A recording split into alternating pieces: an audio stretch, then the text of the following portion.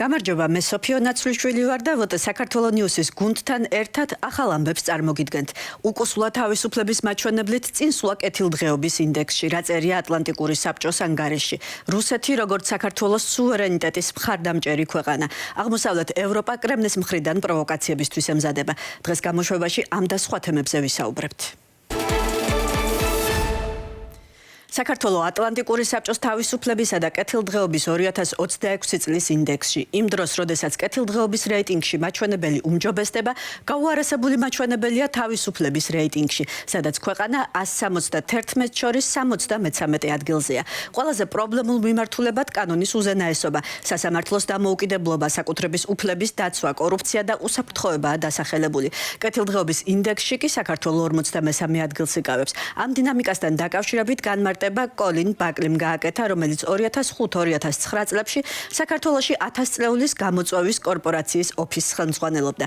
მისი თქმით, 2005 წელს საქართველოს იყო იმ თეორიის ცნობილი კანდიდატი, რომ რეფორმებს გრძელვადიანი ეკონომიკური ზრდის მოტანა შეუძლია. თუმცა მთავრობის ცვლილებების შემდეგ მივიწყებული აღმოჩნდა ფართო პოლიტიკური თავისუფლება. შედეგად გაუმჯობესება კეთილდღეობის კუთხით არსებობს, მაგრამ 2005 წლის მოლოდინთან შედარებით ეს დაბალი და დაგვიანებულია. კეთილდღეობა, მშვიდობა, ეკონომიკური წინსვლა, რა ოცნებები აუხდათ საქართველოს მოქალაქეებს ბოლო 14 წლის განმავლობაში. საქართველოს ნიუსმა ამის შესახებ თბილისის მცხოვრებებს კითხა. არ დაფიქრებულა, დავფიქრები და მე რეგეთქვა. აი დაპირებები თუ გახსოვთ, რაც იყო წლებთან ერთად საარჩევნო პერიოდში. თითქმის არა. რომელიმე გახსენდება დრო ასრულებული იყო? მე მგონი კი მშვიდობა. აი ერთადერთი ბინარო დაგვიმკისდა. Გაიგე, წლებში ვარ ახლა მე დანი მომენტი, აი ამ შემთხვევაში გაიგეო და ეგ არის კაი დამსახურება, დემნელი ვარ, კაი სოფლიდან.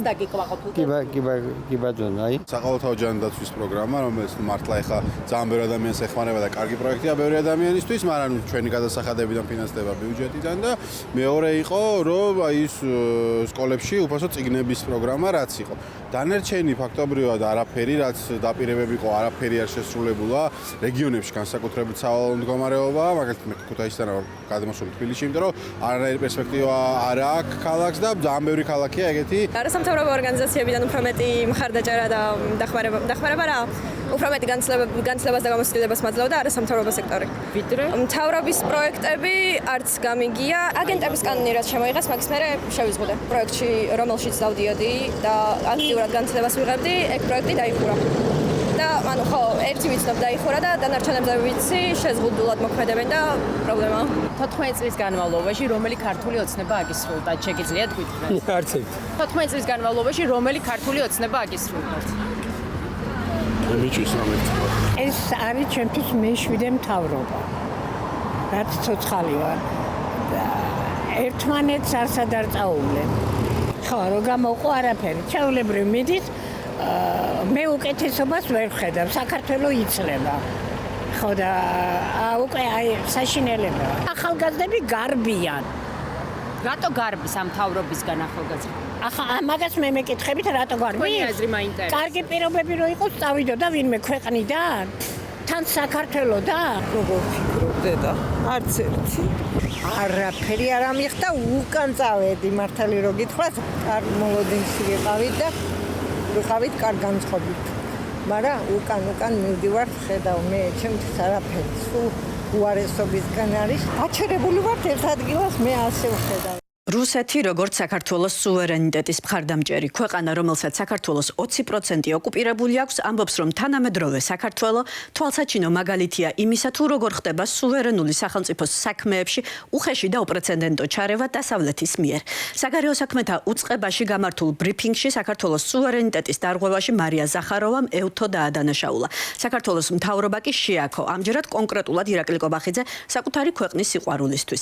ზახაროვას კითხვა ონლაინ გამოცემა თვალსაზრისის წარმომადგენელმა გიორგი ჯებაშვილმა დაუსვა პრემიერმა ევთო და დასავლური ინსტიტუტები პირდაპირ დაადანაშაულა ხელისუფლების ცვლილების მცდელობაში. ეთანხმება თუ არა მას რუსეთის საგარეო საქმეთა სამინისტრო და შეიძლება თუ არა ვისაუბროთ იმაზე, რომ ევთო საბოლოოდ იქცა უსაფრთხოების ინსტრუმენტიდან პოლიტიკური ზეწოლის იარაღად. ასეთი იყო კითხვა.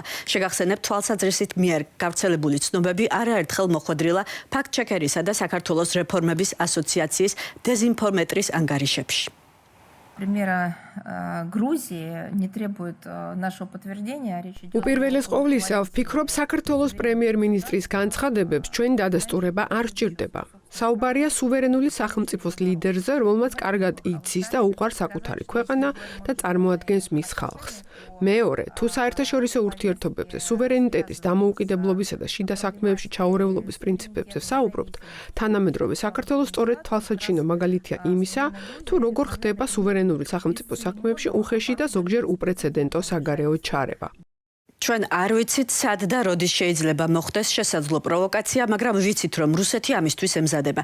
განაცხადა ლიეტუვის პრეზიდენტმა. მისი თქმით, შესაძლო სამიზნეებად პოლონეთისა და ბალტიის ქვეყნების ენერგეტიკული და საკომუნიკაციო ინფრასტრუქტურა შეიძლება იქცეს. ამავე დროს მოსკოვის სისტემატურად ამოწმებს ევროპული ქვეყნების საზღვრების დაცვის მზადყოფნას. როგორ რეაგირებს ნატოს აღმოსავლეთი ფლანგი, როგორ ემზადება კონფლიქტის შესაძლო ესკალაციისთვის და როგორ აძლიერებს საკუთარ საზღვრებს პოლონეთი. დარია ჩულცოვას სიუჟეტში.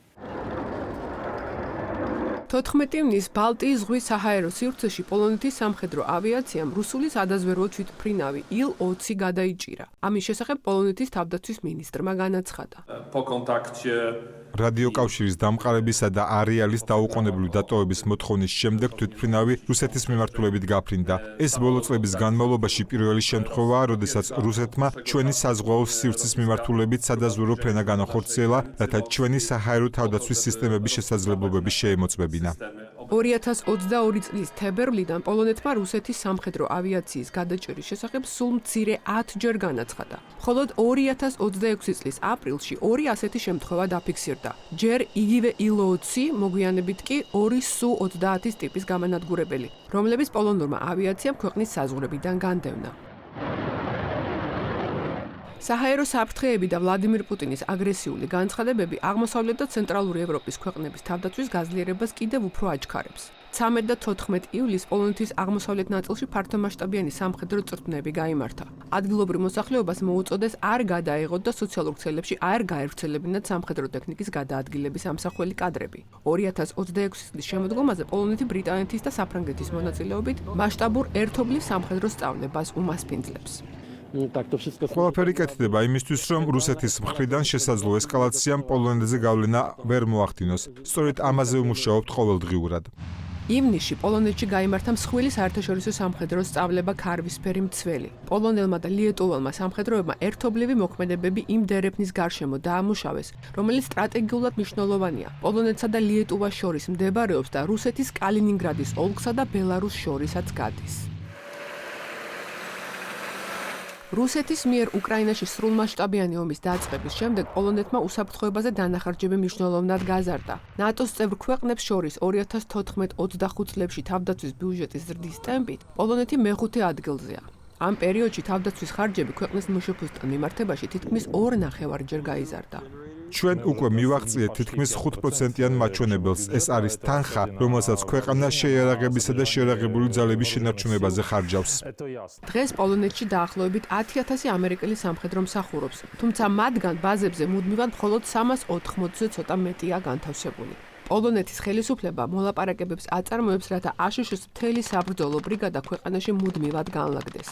13 ივლისს პოლონეთის თავდაცვის მინისტრის მოადგილემ პოლონური რადიოსადგურის ეთერში განაცხადა, რომ ვარშავამ ამ საკითხზე ვაშინგტონის პოლიტიკური თანხმობა უკვე მიიღო. Polska od lat inwestuje. პოლონეთი წლების განმავლობაში ახორციელებს ინვესტიციებს ქვეყნის დასავლეთში, აეროპორტების მიმდებარე სამხედრო ლოგისტიკური ინფრასტრუქტურის განვითარებაში, რათა საჭიროების შემთხვევაში ნატოს სამხედრო დახმარების სწრაფი მიღება უზრუნველყოს. მინისტრის მოადგილის განცხადებით, მომდევნო წლებში პოლონეთი თავდაცვის სფეროში დაახლოებით 150 მილიარდი ევროს ინვესტირებას გეგმავს. მათ შორის ევროპაში ამერიკული პეტრიოტის ტიპის საზენიტო სარაკეტო სისტემების ყველაზე დიდი სერვის ცენტრის შექმნის და უპილოტო საფრენი აპარატის წარმოების გაფართოებისთვის, რომელთა ეფექტიანობას უკრაინაში მიმდინარე ომმა ნათლად აჩვენა. ივლისის დასაწყისში პოლონეთის თავდაცვის სამინისტრომ შორსმოქმედი დამრტყმელი დრონების ჰორნეტის პირველი საწარმო ხაზი წარადგინა. ეს არ არის ის დრონი, რომლის დახმარებითაც უკრაინამ სამხრეთის ფრონტზე ვითარების შეცვლა შეძლო, ყირიმის და რუსეთის სამხედრო დაჯგუფების ლოგისტიკური მარშრუტების დაზიანებით.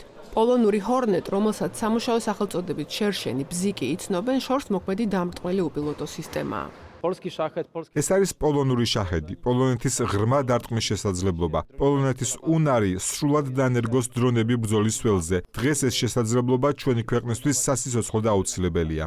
დრონების დეველოპერების მონაცემებით Hornets შეუძლია 400-დან 1200 კილომეტრამდე მანძილის დაფარვა. თავდაცვის სამინისტროში იმედოვნებენ, რომ პროექტი ეგრეთ წოდებული დრონების არმადის ნაწილი გახდება. პროგრამისა, რომელიც შორს მოქმედი უპილოტო სისტემების, რეაქტიული ცეცხლის სისტემებისა და ფრთოსანი რაკეტების განვითარებას ითვალისწინებს. ჩვენ მზად ვართ ფართომასშტაბიანი სერიული წარმოებისთვის. ახლა ყველაფერი დამოკიდებულია შესაბამისი გადაწყვეტილების მიღებასა და სამხედროების რეალურ მოთხოვნაზე. ბოლო 10 წლის განმავლობაში პოლონეთმა თავისი არმიის რაოდენობა თითქმის 2-ჯერ 95,000-დან 217,000-მდე გაზარდა.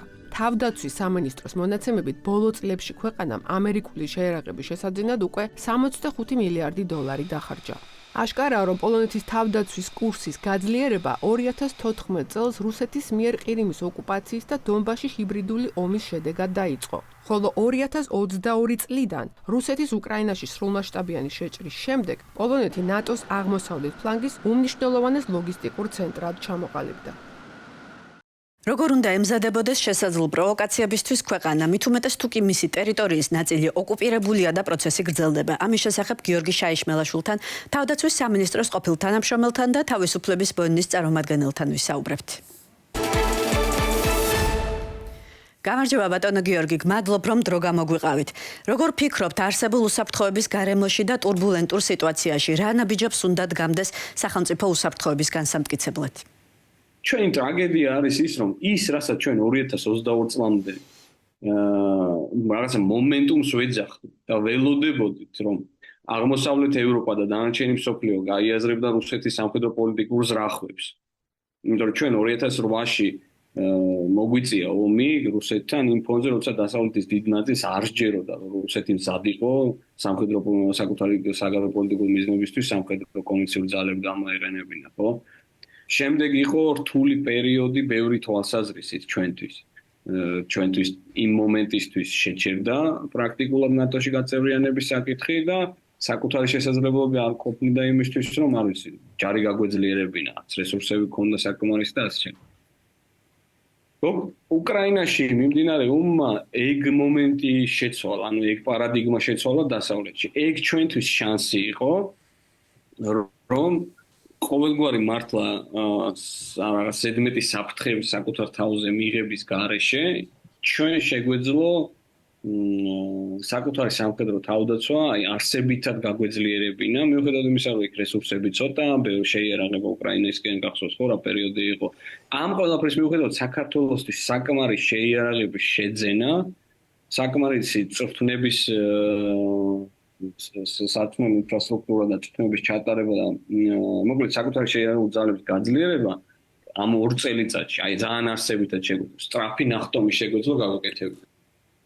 და ნუ რა მივიღეთ ახლა მივიღეთ კიდევ მეორე როგორც აი ტაქტიკურად დასუსტებული ისე პოლიტიკურად ამორფული ორგანიზაციები რა თავი რომ დავანებოთ ახლა იმას რომ უამრავი პროფესიონალი წავიდა ამ სისტემებიდან იმის გამო რომ 2022 წლის მერე ალბათ ვარდების რევოლუციის შემდეგ პირველად მოუწია ქართულ ოფიცრებს და საჯარო მოხელეებს იმ პოლიტიკურ გარემოში მუშაობა, სადაც მათი და პოლიტიკური კლასის, თუ მართული პოლიტიკური კლასის შეხედულებები ერთმანეთს არ ემთხვევა და საგარეო პოლიტიკა. ნატოს აღმოსავლეთ ფრონტზე ელოდებიან პროვოკაციებს რუსეთისგან. საქართველოში ჩვენ ვხედავთ კონკრეტულ ნაბიჯებს ცხინვალის რეგიონის ანექსიისკენ, ასევე გავლენის ზრდას აფხაზეთის მიმართულებით. აქ სადაა თბილისის როლი, რა ნაბიჯები არის გადასადგმელი? იმისთვის, რომ საქართველოს ადეკვატურად უპასუხოს საკუთარ საფრთხეებს, ამისთვის მნიშვნელოვანია, ამისთვის საბაზისო ამოცანა, პირველ რიგში გავსაზრდოთ, ვინ არის ჩვენი მტერი, ვინ არიან ჩვენი მეგობრები და რა რესურსები გვაქვს ჩვენ, რა არის ჩვენი საკუთარი შესაძლებლობა, ხო? აი ეს საბაზისო ცვლადები გვაქვს ახლა პოლიტიკის დონეზე არეული ჩვენ. ჩვენი პრობლემა არსებითად არის ის, რომ ჩვენი პოლიტიკა ვერ პასუხობს ამ ქვეყნის საფრთხეების ამ ფონზე ქართული ოცნების პოლიტიკა ომის შიშზე არის ძირითადად აგებული. რა შეიძლება რომ ამას დაუპირისპირდეს? ეს უსაფრთხოების ვაკუუმი არის ფაქტობრივად ღია ტრავმა ჩვენთვის და ჩვენი საზოგადოებისთვის, რომელიც რეალიზდა რამდენჯერმე მათ შორის ომის ფორმით აგვისტოში. ივანიშვილმა ძალიან მე ვიტყოდი ოსტატურად საკუთარი მიზნებისთვის ეს ტრავმა აქცია პოლიტიკის ინსტრუმენტად, საკუთარი ძალაუფლების შენარჩუნების ინსტრუმენტად. ანუ ის ამბობს, რომ სანამ მე ვარ, მანამდე რუსეთი არ დაესმება ქვეყანას თავს.